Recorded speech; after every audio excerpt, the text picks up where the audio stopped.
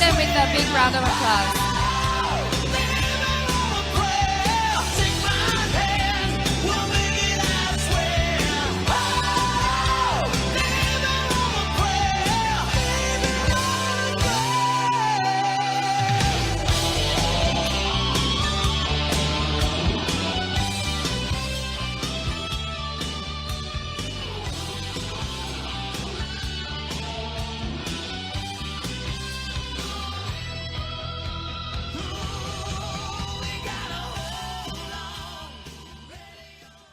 Good afternoon. I'm Una Claire Kim, and Director of Government and Corporate Affairs at AMCHAM.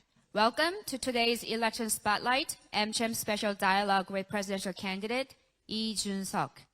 With the Korean presidential election now just 12 days away, we are honored to host candidate Lee of the Reform Party.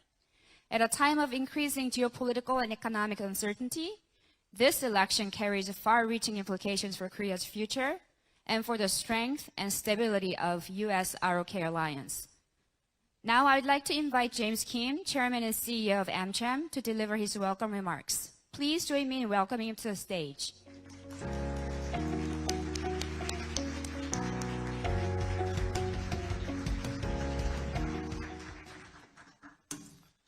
Good afternoon. What a fantastic turnout today. So let me formally welcome all of you to AMCHAM's special dialogue with presidential candidate Lee Junseok of the Reform Party. It's a great pleasure for me to host him. It was just yesterday that we spent some time together, and I'm very glad he could show up today because his schedule is really, really tight. Just a few days ago, as a lot of you know, AMCHAM hosted the People Power Party's presidential candidate, Kim Moon-soo. And I think we all learned a lot about his vision and policies as it relates to especially U.S.-Korea dynamics. So I'm hopeful that we're going to learn a lot more about candidate Lee's philosophy and why he thinks he's a great, great candidate. I've had the privilege of knowing candidate Lee since his appointment as the leader of the People Power Party in 2021. His political acumen, exceptional intellect, and global perspective make him an invaluable asset to Korea. Plus, I think we all agree he has phenomenal communication skills. Today, Korea stands at a critical crossroad, facing complex political and economic challenges, both domestically and globally. The upcoming presidential election, less than 2 weeks away, is going to be very, very pivotal. Just last Friday, I was in Jeju to meet with the U.S. Trade Representative, Ambassador Jameson Greer. As we all know, he is a very, very important figure because of all the discussions underway. And at that meeting, I highlighted to Ambassador Greer that Korea is the #1 foreign direct investor in the United States. We also highlighted AMCHAM's efforts to minimize some of the barriers that make it difficult for U.S. companies to operate here in Korea. And as I discussed with candidate Lee, we've had several discussions the past 1 year, and he's been very, very gracious and open to us. We talked about AMCHAM's Business Environment Insight Report, which I'm sure you are aware of. It identifies 66 regulatory challenges across 12 industries, including pharma, digital economy, that limit market opportunities for U.S. companies. And I do believe that candidate Lee shares many of our concerns, and he has agreed in the meetings we've had to help us really reverse the course on some of those challenges. And also, don't forget our recent AMCHAM survey, which indicates that Korea is still the second most desirable country in Asia to set up a regional headquarters. And if you take a look at the numbers that I always talk about, 5,000 multinational companies headquartered in Singapore, 1,400 in Hong Kong, 900 in Shanghai. We have less than 100 in Korea for a great country like what we have. So we're hopeful that candidate Lee can also help improve that number, because I personally believe that the number goes from 100 multinational companies in Korea to 1,000. And that's what every candidate, I believe, should strive for. So looking ahead, Korea is preparing to host the APEC 2025 CEO Summit. And I hope that that venue would make it an ideal place to showcase Korea again. And again, I'm very thankful that we have candidate Lee here with us today.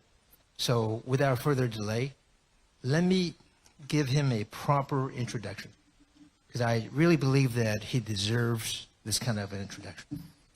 So candidate Lee is the official nominee of the Reform Party in Korea's 21st presidential election. He first entered politics as a member of the Executive Leadership Council of the Conservative Party, becoming the youngest person to serve on the council at age just 26. In June 2011, he made history when he was elected as the leader of the People Power Party, becoming the youngest individual to lead South Korea's main conservative party. Under his leadership, the party secured major victories in both the 2022 presidential and local elections. In January of 2024, candidate Lee founded the Reform Party, offering a bold, conservative alternative to Korean voters. And just a few months later, April 2024, he won a surprising and historic victory in the general election, becoming only the third party candidate to win a constituent seat, representing Hwasong in Gyeonggi Province, defeating both the PPP and the Democratic Party. Candidate Lee's platform has focused on streamlining government and positioning Korea as a global tech leader through major investments in AI, science, and talent development. He studied in the U.S. He's a graduate of Harvard University, where he earned a bachelor's degree in both computer science and economics. And prior to his political career, he also led a nonprofit organization focused on providing educational support for underprivileged students. Now, at 40 years old,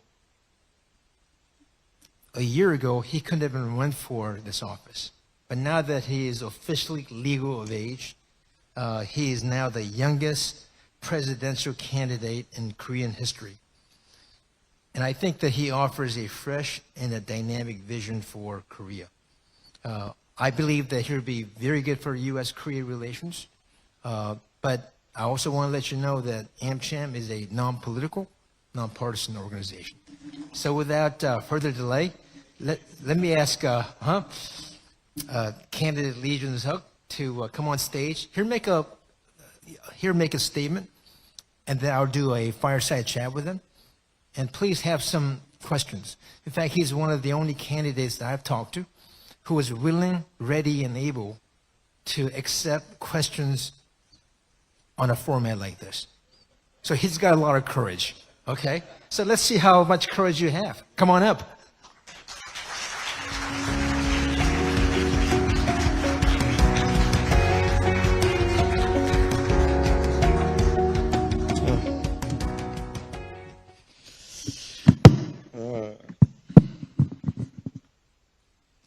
Thank you for inviting me to this important event today. I'm going to start my keynote speech here, and I'm going to do it in English. Yeah.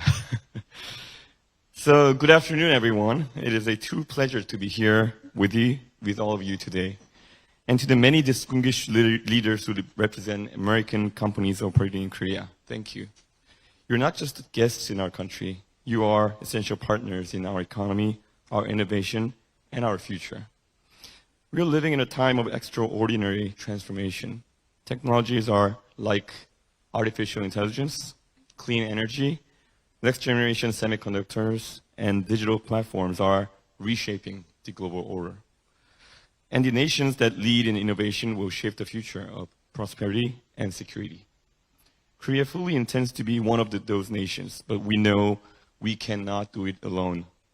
We need partners who share our values and our vision. Partners like you, leaders who are already building, hiring, and investing here in Korea. What we now need to do is to make it easier, faster, and more predictable for you to grow here. Let me begin with a very clear commitment. Korea will be a business-friendly country without compromise. I know that many of you have faced challenges of operating in Korea. You've dealt with regulatory complexity, policy uncertainty, and frustrating delays. And yet, you've stayed. You've helped Korea create jobs, introduce best practices, and integrate into the global economy. For that, we are deeply grateful. But gratitude is not enough. It's time for reform. We will remove outdated regulations that serve no public good. We will end overregulation, rooted in the fear of unfamiliarity with new technology.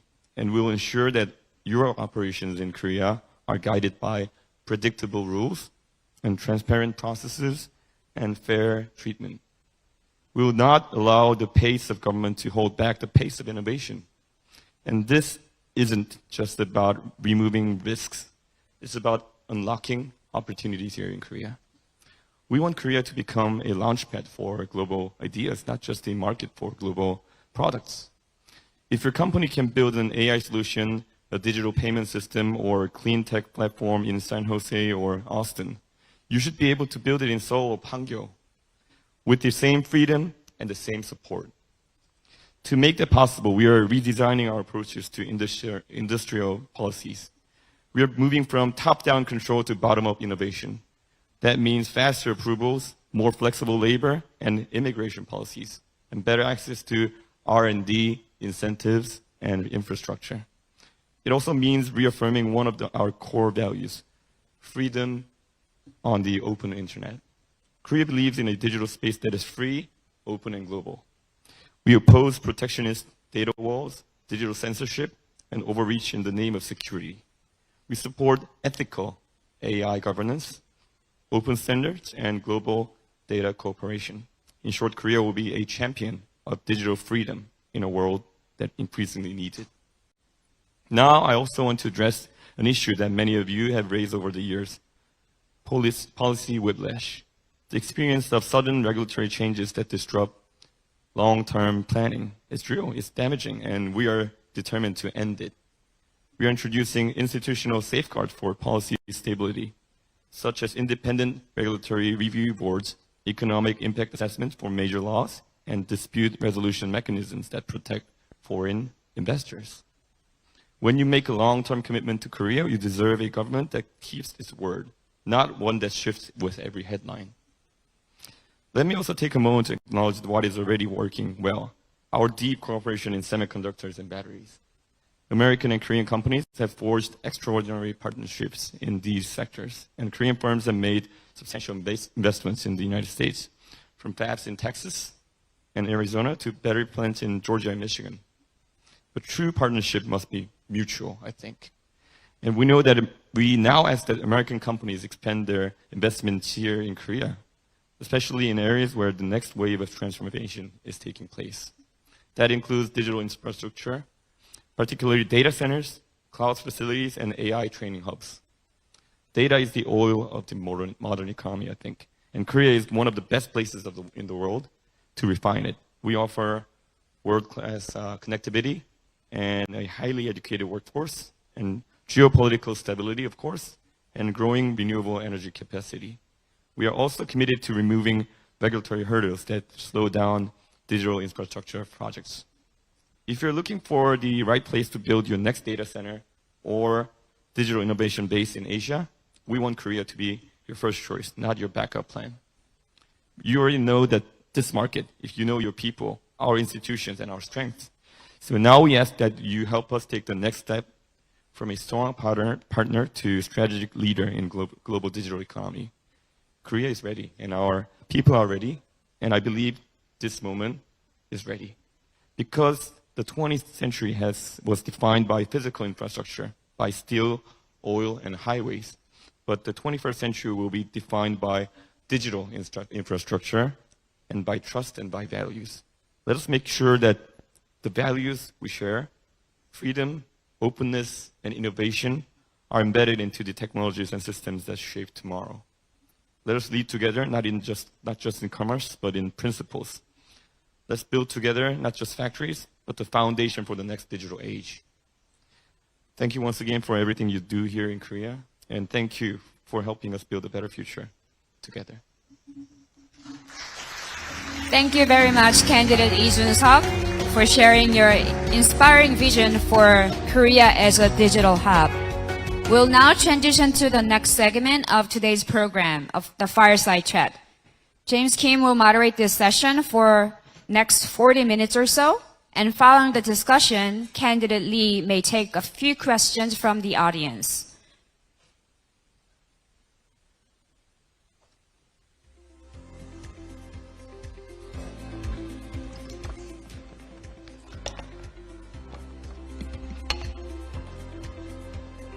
So thank you so much for the right greeting today, especially in English. Right. You might be the first and only Korean government official to do this in English, so thank you. Right? Also, I don't know if you know, but I'm a lot older than candidate Lee. But he calls me James. So this is also another specialty. Well, that is why some people call me by the name of Sagaji. But James is very open to these kinds of things like this, so that's why I admire him, you know. But it also shows you that he is truly global. So I think that as he, navigates the different meetings, it's so much more effective to do it in this format that we're talking about. So let me cut to the chase and ask you some tough questions. Questions that I'm sure a lot of us are very, very interested in. So we're now less than 2 weeks away. It obviously shows candidate Lee Jae-myung with a very, very healthy lead, according to a lot of polls. But I do see that the polls are tightening. One I just read this morning was that Lee Jae-myung has like a 46, 47% rating. And then we have Kim Moon-soo at 41, 42, and you having the balance. So my question is, given the gap, what is your winning strategy for yourself and the Reform Party? I thought AMCHAM was non-political. Well, just my tactics then. So Lee Jae-myung now somewhere at 46 or 45 or somewhere between that, and Kim Moon-soo in some polls along 30 or 40, me at 10 or 11 recently. Well, but as you all know, it's like in Korea, politics is mainly divided into two factions. First, the conservatives, and the other, the progressives. And Lee Jae-myung is like the sole candidate for the progressive sector. And by mentioning that he now has a 46% popular rating, means that he's not above 50 yet, which means that changes can be made. And it's like I feel like it's a semifinal between me and Kim Moon-soo as of now. And this doesn't really mean that I'm going to unify with Kim Moon-soo to fight against Lee Jae-myung, but definitely this semifinal is going to go on for another week, and the voters will choose who is like the candidate to confront Lee Jae-myung. Finally, so I think there's going to be a big shift in popular ratings within the next week or 10 days, and then, well, magic might happen after that. But yeah, this is what I experienced in the recent general election when I ran for the district in Dongtan, my district.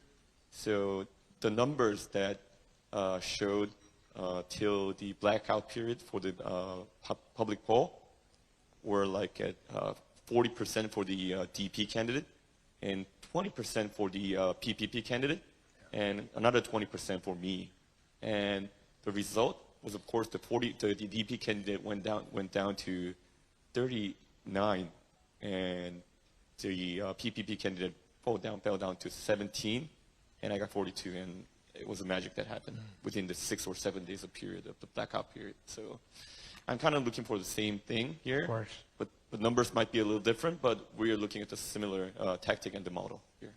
And also, I think a lot of people feel like you've done an amazing job in the first debate. In fact, candidate Kim Moon-soo called you the MVP of that debate.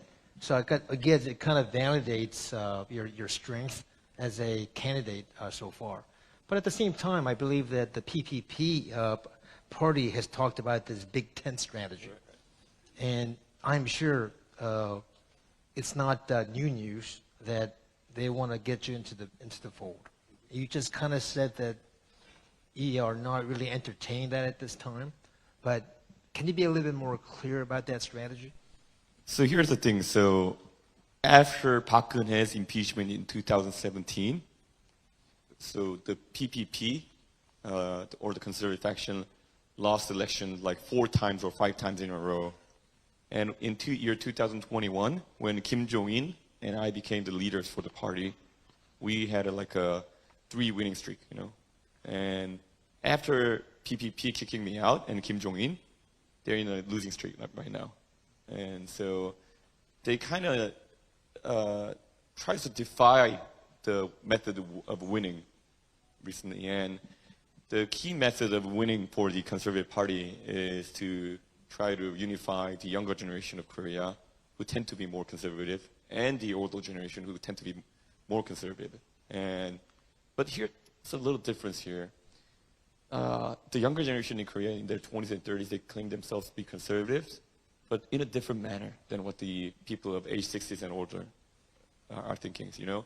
So the people of age 60s or older, they are conservative because of traditional and historical reasons. They always mention how communism can be a threat to us. But whereas like people in their 20s and 30s, they are conservatives because they value freedom and openness more than the people in their 40s and 50s. So it's really hard for like a political tactician to try to bind these 2 different conservatives into one. So that's the thing I and Mr. Kim Jong-un kind of focused for 2 years between year 2021 and 2022. Back then we had a strategy, but now the conservative faction lacks the strategy. And so since they gave up on this working tactic, they now rely on just trying to sum up all conservatives into one big tent. But this proved to be wrong in 2020's general election when Mr. Hwang Kyo-ahn tried to bring everybody into this big tent and try to line them up under one flag, and it totally failed. They lost the election by 180 to 120 in that election. So I am personally against this idea of Big Ten because this is not going to work as it didn't in 2020. The only way this election can be, the flow of polls can change is that only if we choose to surprise the public, which means that, well, it's kind of hard to say, but when I become the main candidate to confront Lee Jae-myung, that will be the place when the Korean public is going to be surprised and try to bring their magic in. You know? So that could be the only tactic, I think, that can make changes to this, what it seems to be a landslide victory for Lee Jae-myung. Yeah. So in other words, you want the big tent to come under you, right? I'm always happy to accept Kim Moon-soo under my tent. But now that we covered some political questions, because that's like the Right. elephant in the room. So let's get down to really the U.S.-Korea, Sure. the business side of the equation. We're all aware that the Trump administration and the Korean government are engaged in major tariff negotiations, which is one of the reasons why Ambassador Jameson Greer came to Korea last week. So if you were elected president, how would your approach be with President Trump? Do you think you'd be effective with him?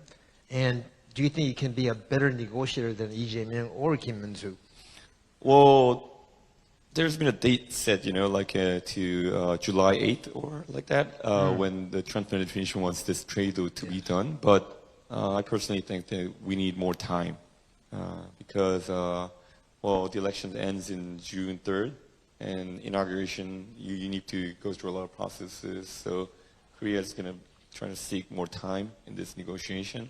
And of course, well, already, like President Trump is deviating from his original plans, as we can see, because, I mean, tariffs on U.S. customers that we need to see, you know, like tariffs are not on like exporting companies.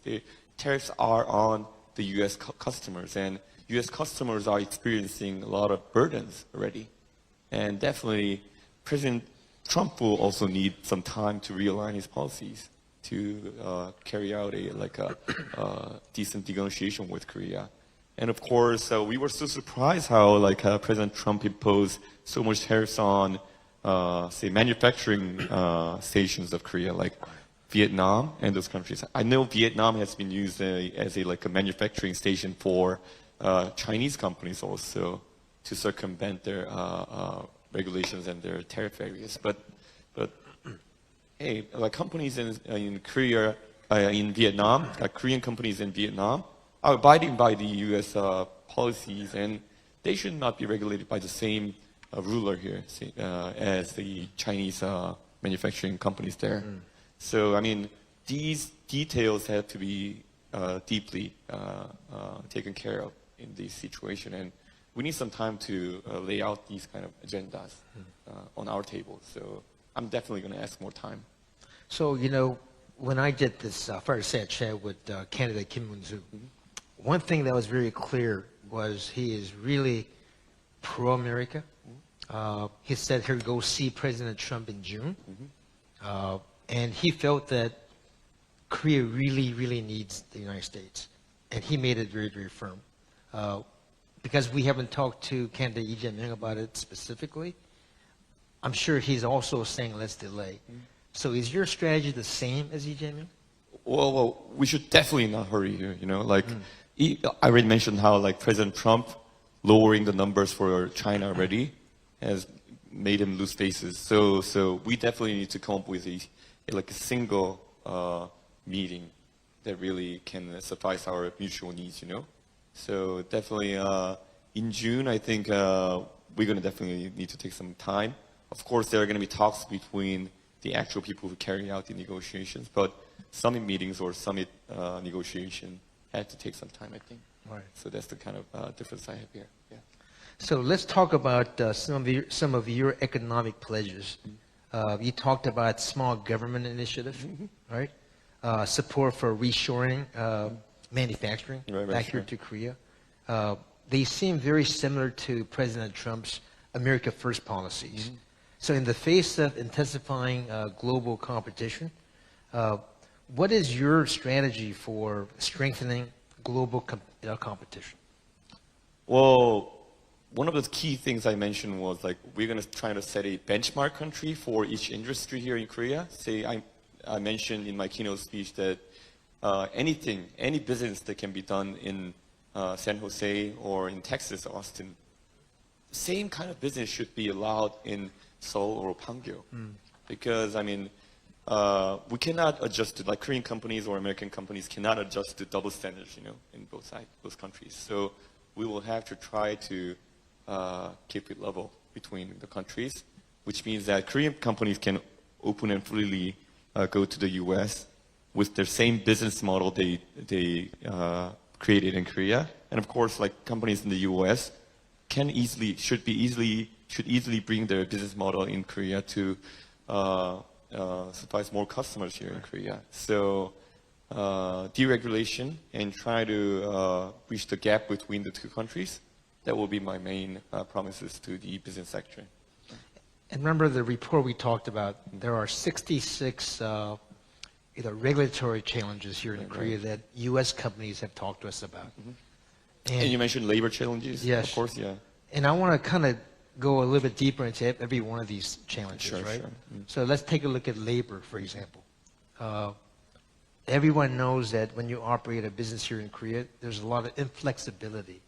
Simply put, the way businesses should work is if businesses are going well, you should hire as many people as possible. Sure. When things slow down, you need some room to reduce, minimize the workforce. In a place like Korea, that's not possible. So what is your magic answer to get that resolved? Well, definitely regulations on the workforce and labor, they should be loosened a little. At the same time, I announced how I'm going to leave some room for regional governments to choose the minimum wage conditions for workers. So I mentioned in the recent debate, I mentioned how like Texas has just has the federal minimum wage limit and not the state minimum wage limit, and how Texas and Florida are so close, but at the same time, Texas had lower minimum wage, but at the same time, Texas had higher average or mean hourly wage than Florida, which means that lower minimum wage doesn't necessarily mean that lower average income. Right. So I'm going to try to let the Korean regional governments to decide on their minimum wage. I'm going to give them a 30% positive or negative margin in the national set minimum wage. So by doing that, we're going to provide companies with more option for the wage they give to their workers.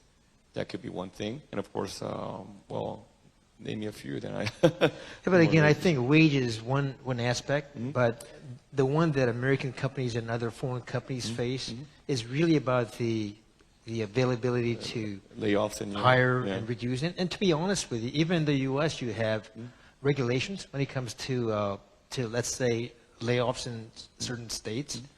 And nobody likes to lay off anybody. But the very fact you have that as an option, if and when businesses do turn south, what is your perspective? Well, it's on a very that? sensitive thing here in Korea, and I'm trying to be honest here. Of course. I'm not brave enough to say that we're going to allow easier layoffs here, but definitely I'm going to work on it and see what other options are possible. Right. Yeah. The second one has to do with this thing called CEO risk. As you and I talked about before, here in Korea, the CEO of a company is personally liable both criminally and professionally for anything that happens under their watch. Right. Do you have an insight or perspective on that? Well, it's really something that has to be deregulated, you know, for like a CEO or like an important people in important position to take responsibility for what happens in their factories, you know, because I mean they should definitely invest more and more to make their workers work in a safer environment. That's something that everyone wants to do here, but not criminalize them for not predicting everything, you know. So that's the kind of changes that I'm trying to bring in here. Maybe Kim Moon-soo and I have similar senses on this. Definitely the conservative fiction is willing to remove such regulation on how to impose more burdens on CEOs to keep track of everything and taking responsibility of everything, you know. And I think nobody argues that if the CEO is personally doing bad acting, this person should be criminalized. But this is really for aspects where the CEO really, wasn't that involved with that situation. And the fact that they are personally liable for what happens on the watch, I think is a challenge that people do see. Sure, because so what we can see here in Korea is that once you become a big entrepreneur, that you choose to just remove yourself from the position of CEO and just put someone else on the CEO's position just to take the burdens. You still sit in the back and you control everything, but you just not want to be the CEO. That's the kind of thing that's really awkward here in Korea. So yeah.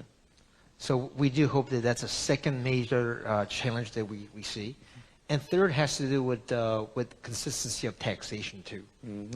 Because we have so many changes that occur, companies have a difficult time planning for it. And also the tax here are a lot higher than our competition. Right. So when we look at companies setting up regional headquarters, and I gave you those numbers, 5,000 in Singapore versus 100 in Korea. Yeah. Is Singapore that much better than Korea?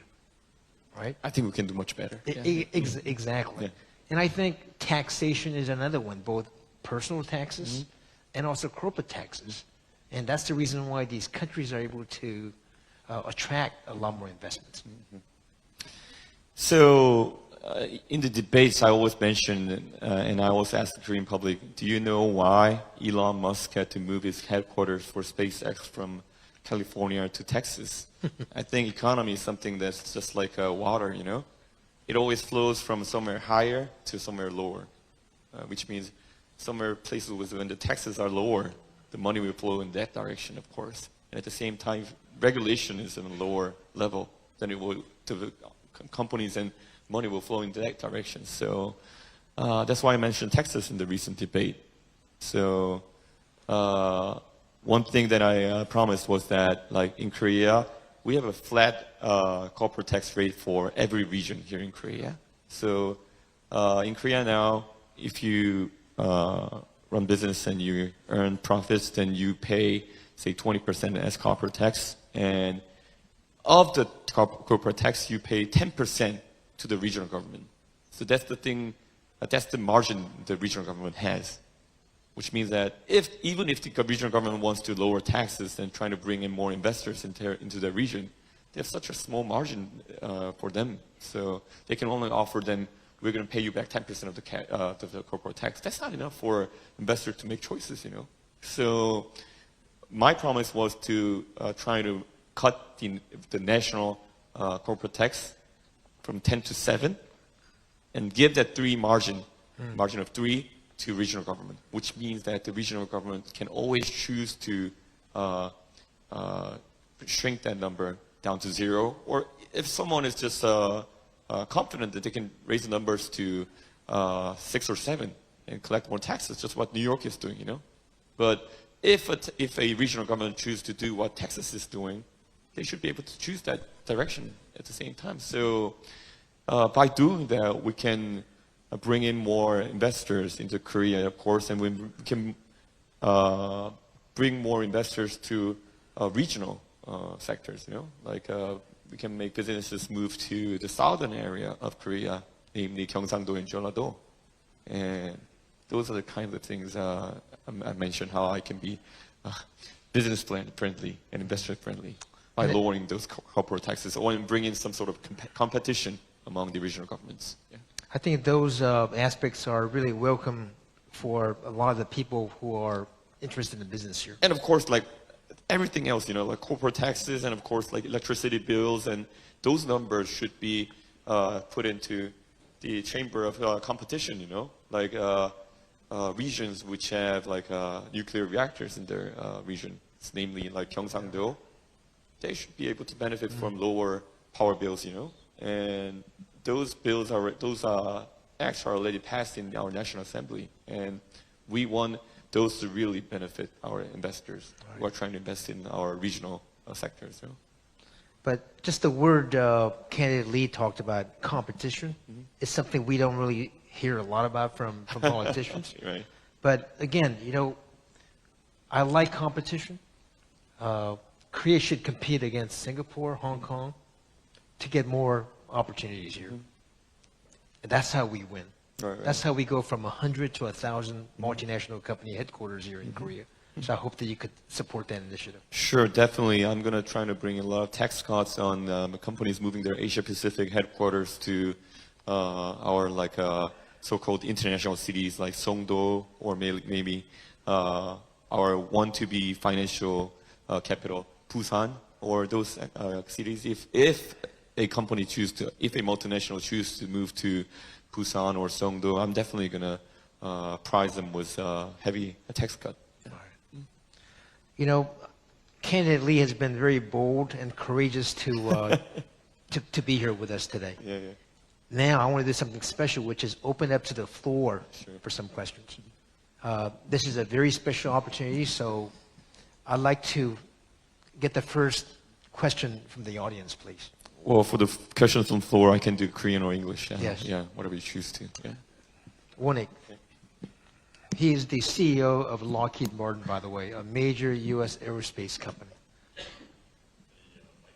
Mike, please. Oh, this is coming.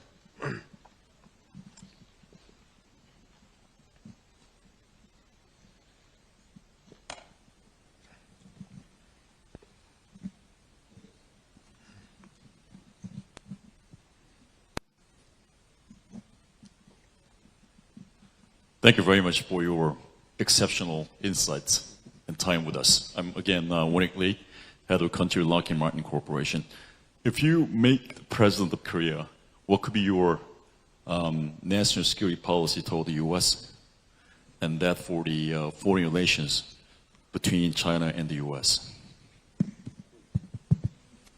Well, I'm definitely gonna make the trilateral relationship between Korea and U.S. and Japan more stronger and more stable.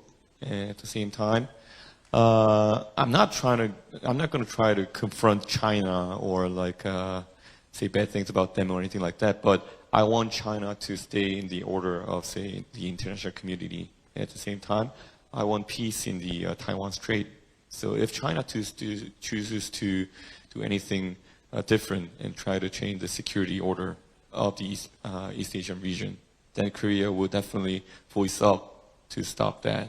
But I'm not going to be too aggressive to say anything in front to be bold to China or to provoke on them or anything like that. But definitely, we support stability in the region. At the same time, we are going to use the trilateral relationship between Korea, U.S., and Japan as a key method to that. You know.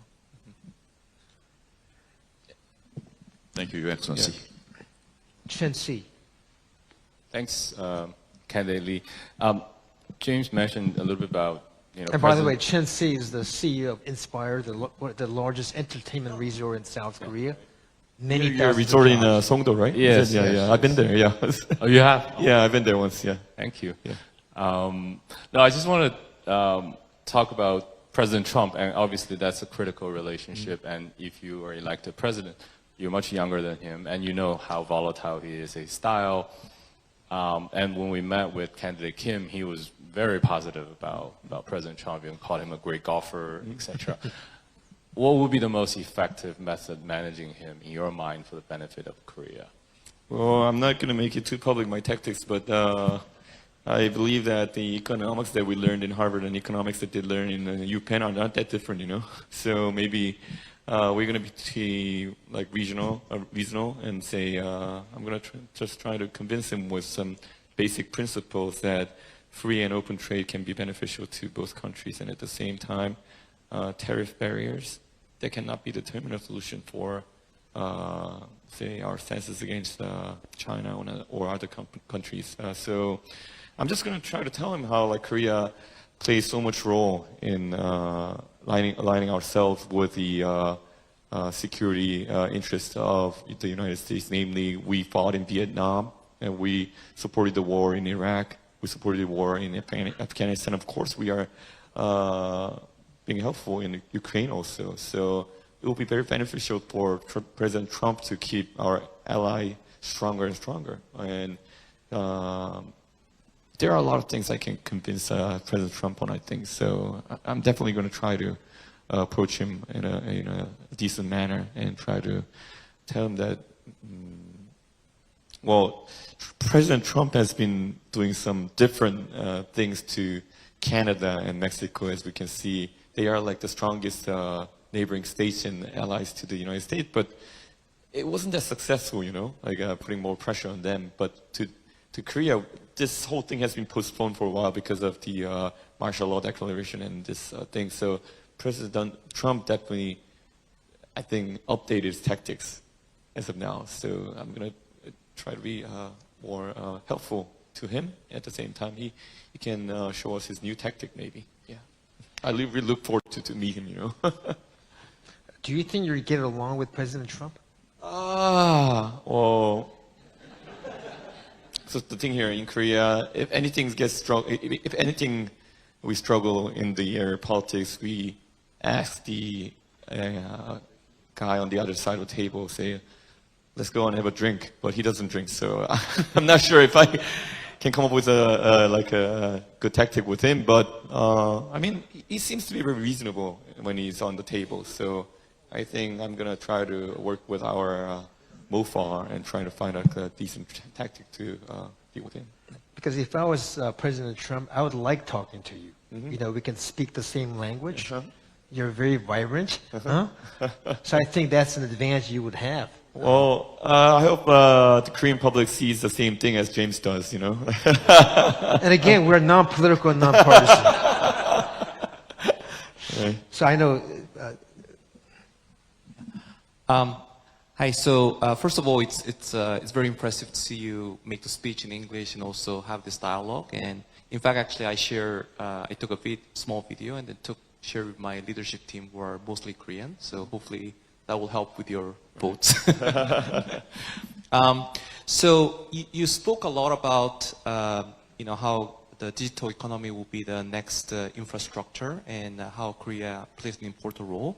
But myself, actually, being part of the pharmaceutical and medical device industry, I really believe that this is an area where U.S. and Korea can really benefit from a mutual relationship. And also it's an area where Korea has a lot of strength. You know that our medical institutions are world-class. Right. Our doctors are world-class in terms of their skills.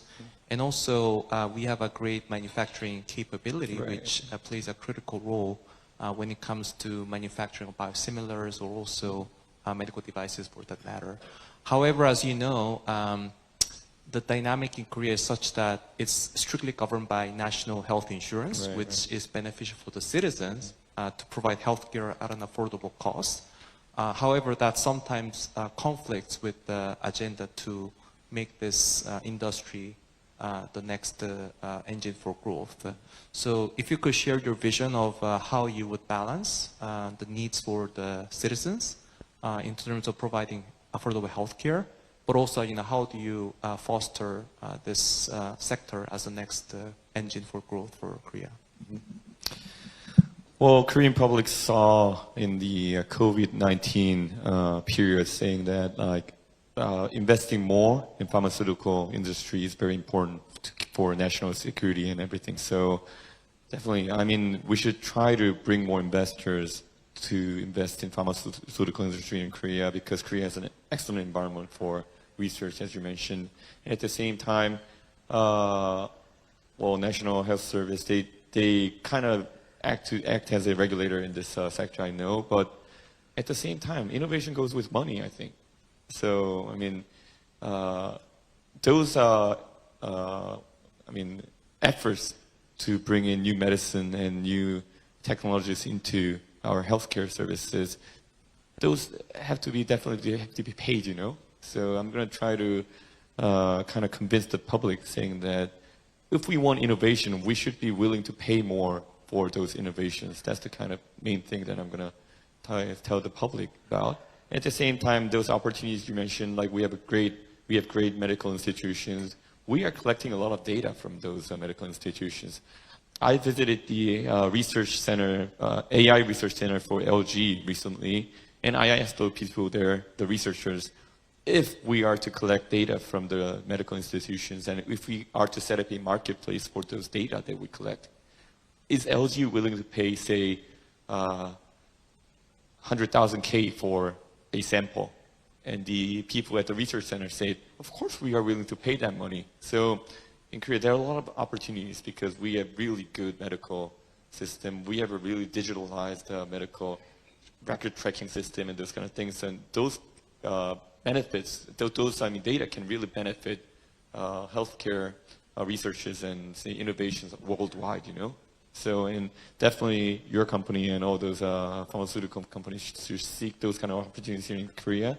And our government, if I get to be the president, will definitely support those kind of innovative approaches nationwide. So, yeah, I really think we have a great place to work together here in Korea. Yeah. And President No runs Johnson & Johnson. Mm-hmm. Besides Korea, he has a part of Asia, work under his umbrella as well. Great. Okay. But speaking on the medical side, what is your strategy on the medical strike situation in Korea that have yet to be resolved?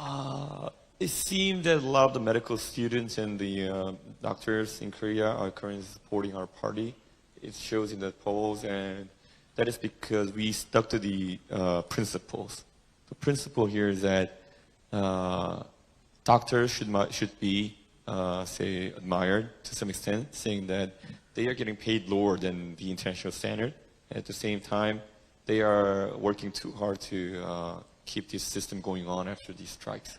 So we have support from them. So we're going to use that support as a key thing to get the negotiation back.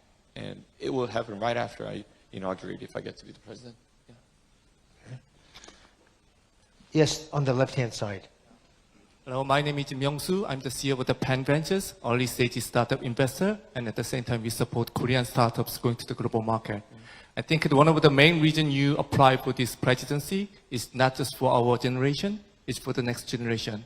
As Mr. James Kim mentioned that we are competing to be a center of Asia, competing with Singapore and Hong Kong. This is my personal opinion. We failed to be a center of the finance, competing Singapore and Hong Kong, but we have a chance to be a center of the startup ecosystem, competing other regions. So what is your vision and plan to make Korea as a center of the startup ecosystem? So when I talk to the tech giants, tech investors who are investing a lot in Israel, they would mention to me saying that, well, we invest in Israel because anything they invent or anything they make in Israel can be directly applied to the U.S. market.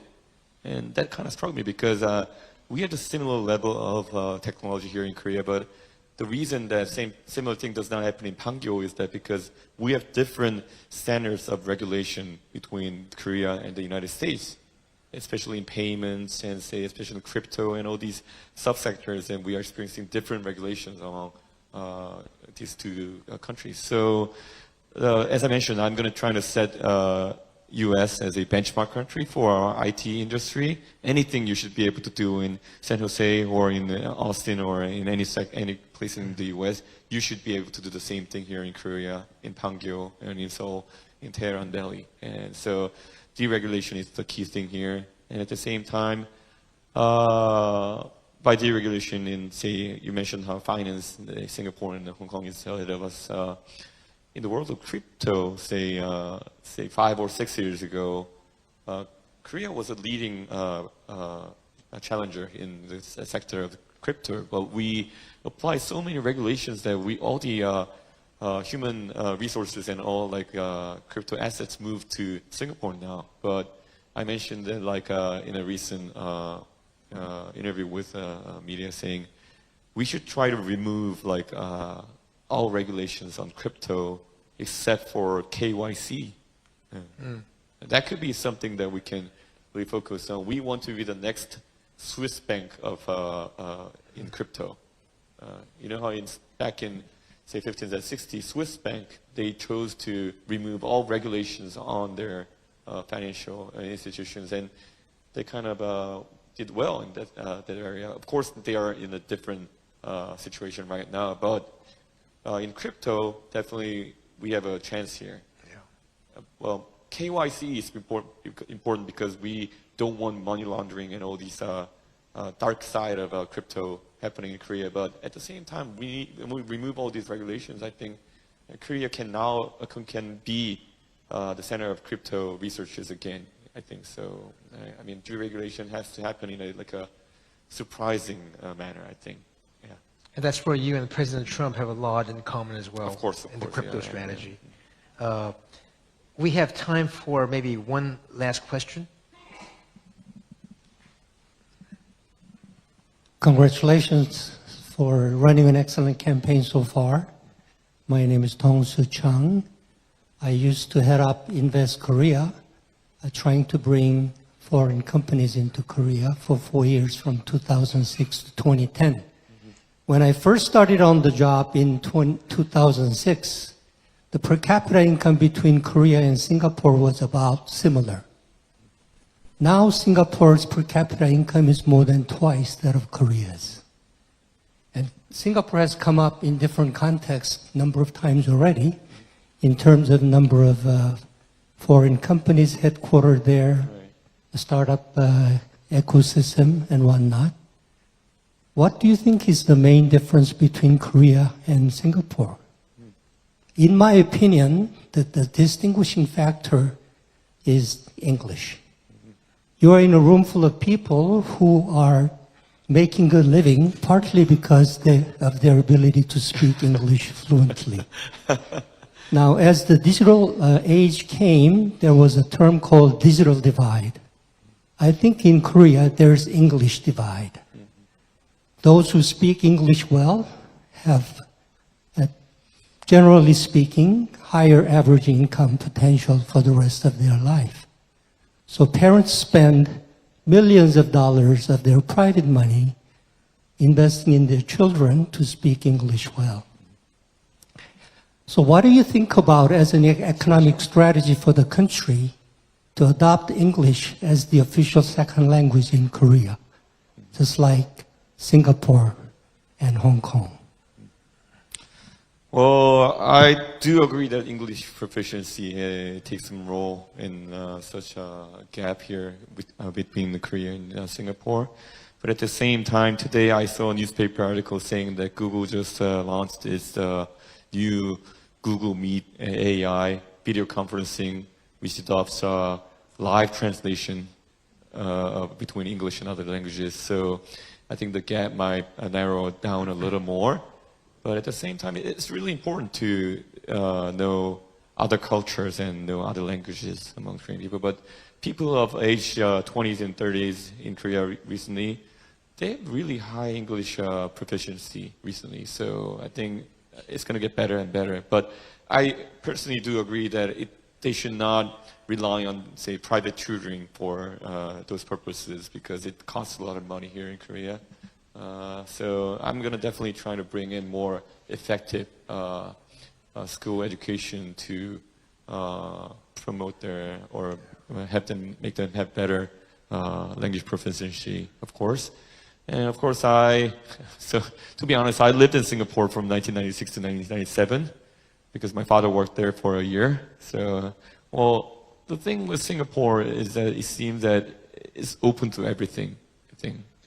Because Korean, different from Korean younger generations, younger generation in Singapore, they know they have a small island as their territory, so they travel a lot to other countries, and they are very familiar with other people from other countries coming into their country as a workforce. So definitely the experience between the Korean young generation and the Singaporean young generation are different, but we can have our generation, younger generation, travel more and say work in other countries more and try to bring in those cultures to Korea. And I think, of course, I'm already in my 40s.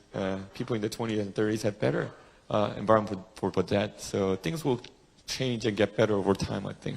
But if I am to support them or promote them to do better in that sector, then I'll definitely put more money into that if I become the president. Yeah. You know, I wish we could take more questions from the audience, but obviously candidate Lee has a very tight schedule. Yeah, I have my Facebook and Instagram and everything, so you can just text me or anything through that. Yeah. But you know, candidate Lee, I thought today we had a fantastic session. Look how courageous and bold he is to really have this open mind to answer every question from the audience. Luckily, we didn't have any crazy questions, but I thought these were all fair, good questions, and I think the audience got to know a lot better about who you are. So we wish you a lot of success. And if there's anything we can do for you, please let us know. Yep, and I thank non-political James that for this great opportunity here, and I promised him that if I get to be the president, then I'm gonna try to set this up as an yearly meeting between the president and the investors or entrepreneurs, and even so, James is going to lead the session. But you know, in closing though, I do want to say this. You know, given his relative youth, he's going to be a major force in Korean politics for many years. So I'm so glad that you had a chance to get to know him a lot better now, and we're going to have a lot more engagements with him. So stay tuned. So thank you so much. Okay. Thank Bye-bye. you. Thank you so much. Thank you very much, candidate Lee Junseok, for your very candid and engaging dialogue with AMCHAM.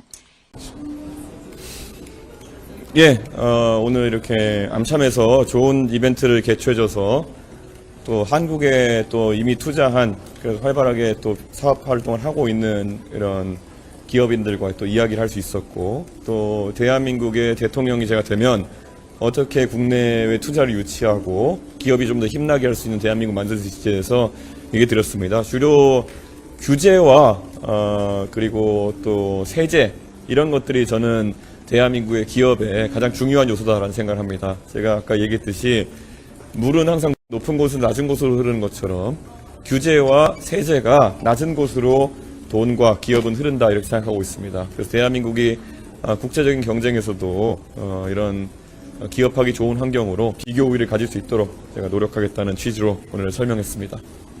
예, 혹시 질문 있으신가요? 네. 네. 네.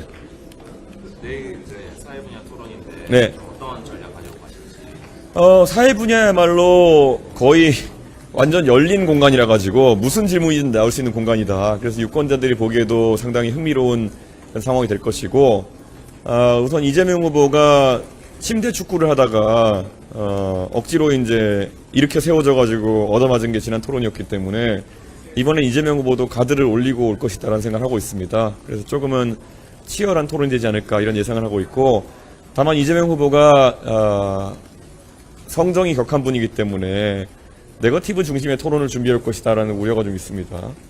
그래서 저는 유권자에 대한 예의로 그런 일이 발생하지 않았으면 좋겠지만 그런 일이 생긴다고 하더라도 제가 적절히 대응해 나가서 또 국민들에게 누가 더 대한민국 미래를 위해 많은 준비했는지 보여드릴 수 있도록 하겠습니다. 예.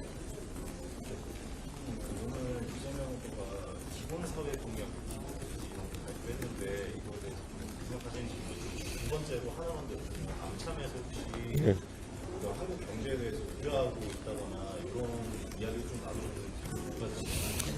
예, 우선 이재명 후보가 기본사회를 얘기할 수밖에 없는 것은 본인이 지금 넓게 펼쳐놓은 스펙트럼에 본인도 적응이 안 되는 겁니다. 평생 기본사회, 기본소득 이런 거 말하고 다니시던 분이 갑자기 선거 이겨보려고 뭐 중도보수 이런 얘기 하다 보니까 염증 반응이 스스로에게 오는 것이죠. 그렇기 때문에 이런 부작용이 개인적인 부작용에 그쳐야지 대한민국 정치 전반의 부작용을 번지면 안 된다. 지금 이재명 후보가 다급해가지고 최근 막바지에 영입했다는 보수 인사들 이런 분들 상당히 정치적으로는 철새적 행보로 비난받을 소지가 있는 분들 아니겠습니까? 그런데 이런 것들 이재명 후보 본인도 며칠 보수해봤더니 못해먹겠더라 이런 생각하고 있는 게 아닌가 그런 생각을 합니다. 앞으로 남은 10수일의 기간 동안 얼마나 많은 변신을 얼마나 많은 우왕좌왕을 이재명 후보가 하게 될지 좀 기대가 됩니다. 그리고 암참에서도 이런 기업을 운영하면서 결국 제약 분야라든지 아니면 여러 분야에서 규제에 대한 우려가 이제 많다는 그런 질문 같은 것들이 많았는데요. 실제로 저는 규제 기준국가제를 도입하자고 하면서 한국이 만약에 일본이나 미국과 경쟁하기 위해서는 그 나라에 있는 규제 수준과 비슷한 수준의 규제 수준을 구축해야 해외에 좋은 아이디어가 한국으로 들어올 수 있고 또 한국의 좋은 아이디어가 해외로 뻗어나갈 수 있다라는 생각을 가지고 있습니다. 이에 대해서 두려움을 가지신 분이 있다면은 한국의 문화산업이라는 것이 과거에 영화를 놓고 봤을 때 스크린 쿼터라는 것이 있을 때 그렇게 국수주의적으로 나갔을 때 오히려 한국의 영화나 컨텐츠 산업이 해외에 진출할 수 있었는지 아니면 오히려 우리가 개방하고 경쟁하는 과정 속에서 우리 컨텐츠의 경쟁력이 높아져가지고 해외로 뻗어나갈 수 있는지 생각해보면은 답은 명확하다 이렇게 생각합니다. 저는 문화산업에서 우리가 K 컨텐츠의 성장이라는 걸 얘기할 때 개방을 빼놓고 이야기할 수는 없는 겁니다. 마찬가지로 우리 산업이 해외로 뻗어나가길 바란다면은 개방 그리고 규제 완화를 놓고 얘기할 수는 없다 이런 생각입니다. 네. 서울에서 이명수 전 예. 어제 5시경에 정치 브로커 명태균 씨하고 통화하셨죠? 어떤 게요? 정치 브로커 명태균 씨하고 통화하셨죠? 저한테 연락이 왔습니다. 연락 왔습니다. 예. 무슨 얘기 하셨어요? 저는 그때 뭐 다른 거는 기억 안 나고 본인이 뭐 하고 싶은 말 이렇게 했던 건데 내용이 기억나지 않습니다. 단일화 관련돼서 얘기하지 않았습니까? 단일화 관련한 얘기도 했는데 그걸 뭐 제가 명태균 씨한테 조언들을 위치는 아니라고 생각합니다. 리얼미터 보면은 예. 이제 오차범위 내부 추격 중이던데 그 예전에 주장하셨던 세대 포이론이 이제 작동하지 않는다고 합니다. 어떤 게요? 다시? 세대 포이론. 저는 세대 포이론이라는 것은 국민의힘에서 그때까지 젊은 세대 지지율이 나오지 않던 정당에서 구현한 전략이지 애초에 젊은 세대를 기반으로 한 개혁신당에서는 그런 전략은 의미가 별로 없다라는 생각을 합니다. 결국엔 젊은 세대의 확고한 지지를 바탕으로 해서 조금씩 뻗어나가는 그런 전략이 견실하다는 생각합니다. 어제 김시영 몇 분 정도 통화했어요? 전혀 뭐 길게 통하지 않았습니다. 대충이라도 1분도 안 한 것 같은데요. 1분도 안 했구나. 네. 제가 뭐 그걸 시간을 재보진 않았지만은 뭐 단일화에 대해서 그분이 무슨 생각을 갖고 있던지 제 입장에 하나도 변한 게 없지 않습니까? 한참 질의응답 과정에서 나를 중심으로 빅텐크 이런 맥락이 있었던 것 같은데 네. 정확한 입장이 나를 중심으로 빅텐크가 이루어져야 된다는 것이 단일화가 없다는 거죠. 단일화 없고요. 유권자의 표심의 이동이라고 제가 말씀드렸습니다. 결국엔 동탄 모델이라는 것도 그 유권자의 표심이 이렇게 모이게 되면서 발생한 것처럼 이번 선거에도 마찬가지라고 생각합니다. 인위적인 단일화라든지 아니면 정치공학적 협상이라는 것은 전혀 의미가 없다 이렇게 봅니다. 그동안 백설동에서 단일화 안 한다는 말씀 많이 해주시겠는데 오늘 5시 기자회견 하시는 의미는 어떻게 내용은 그때 아마 5시에 확인하시면 될 것 같습니다. 예, 제가 봤을 때는. 그거를 뭐 지금 5시 기자회견 예고하고 미리 뭐 말씀드리기 어려울 것 같습니다. 예. 특히 질문 더 있으실까요? 예. 블룸버그입니다. 최근에 그 외신 대변인 영입하셨습니다. 네. 미국 박사 출신 네. 옥스퍼드 예. 연구원이신데 미국 다른 정당과는 다르게 좀 박사 출신 영입하게 된 계기가 하고 외신에 좀 전달할 계기가 있다는 실제로 대한민국이 정치적인 그런 혼란을 겪으면서 국내 정당들이 이에 대해서 어떤 스탠스를 가지고 있는지 궁금해오는 외신들의 문의가 많이 오고 있습니다. 그래서 저희가 특히 저희는 과학 기술을 통한 대한민국 발전을 얘기하고 있기 때문에 외신 대변인으로 이공계 또 박사 출신 인재를 영입해가지고 이렇게 발표하게 되는데요. 외신에서 또 궁금한 점은 또 외신 대변인 통해서 자연스럽게 소통할 수 있을 것으로 예상합니다. 어제 말고도 전화 자주 옵니까? 아니요. 어제 처음이었어요? 예, 최근에 저는 영태균 씨 전화를 받은 적이 없는데요. 뭐 상의할 내용도 없습니다. 제가 뭐 굳이 의심살 만한 행동하겠습니까? 예. 네, 다음 일정으로 이제 이동하겠습니다. 네. 오늘 감사합니다. 예, 감사합니다.